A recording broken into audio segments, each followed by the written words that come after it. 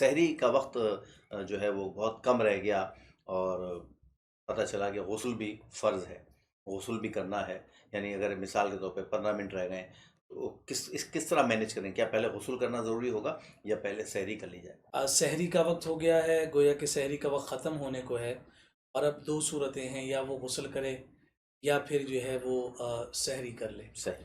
اب جب دونوں میں سے کسی ایک کام کو سر انجام دیتا ہے تو دوسرے کے ذریعے سے کسی نہ کسی چیز کا نقصان کا اندیشہ ہے، یعنی وہ غسل کی جانب چلا گیا، سحری نہیں کی تو دن اس کا گزارنا مشکل ہو جائے گا، اور اگر سحری کر لیتا ہے اور غسل نہیں کرتا تو اس کے بعد ظاہر سی بات ہے کہ جب اس نے فجر کے لیے جانا ہے، دیگر نمازیں ہیں، تو وہ جنبی حالت میں کیسے ادا کرے گا؟ دونوں طرف سے صحیح۔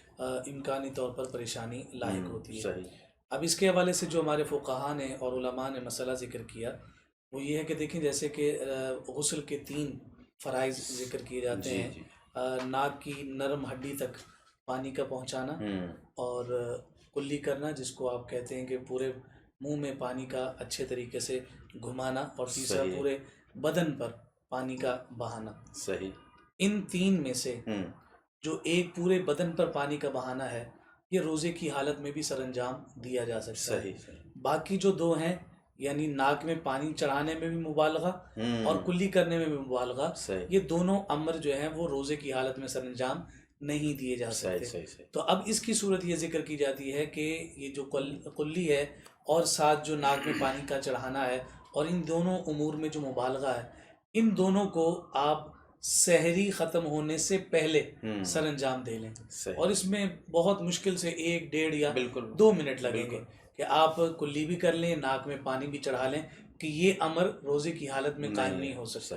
ان دونوں فرائض کو ادا کرنے کے بعد آپ سحری کھا لیں، اور سحری کھانے کے بعد اب اگر وقت بچا ہے تو آپ غسل کی جانب چلے جائیں، اور اگر وقت نہیں بچا اور سحری کا وقت ختم ہو گیا ہے تو اب آپ غسل کر لیں۔ 2 فرض آپ پہلے ادا کر چکے تھے، ایک یہ جو فرض ہے پورے جسم پر پانی بہانا، یہ آپ روزے کی حالت میں سر انجام دے لیں گے، آپ کو پاکی بھی میسر آ جائے گی، اور سحری اختیار کرنے کی جو فضیلت ہے وہ بھی نصیب اور میسر ہو گئی، اور سحری نہ کرنے کی وجہ سے جو روزہ مشکل ہو سکتا تھا اس اشکال اور اس مشکل سے بھی آپ نے اپنے آپ کو محفوظ کر لیا۔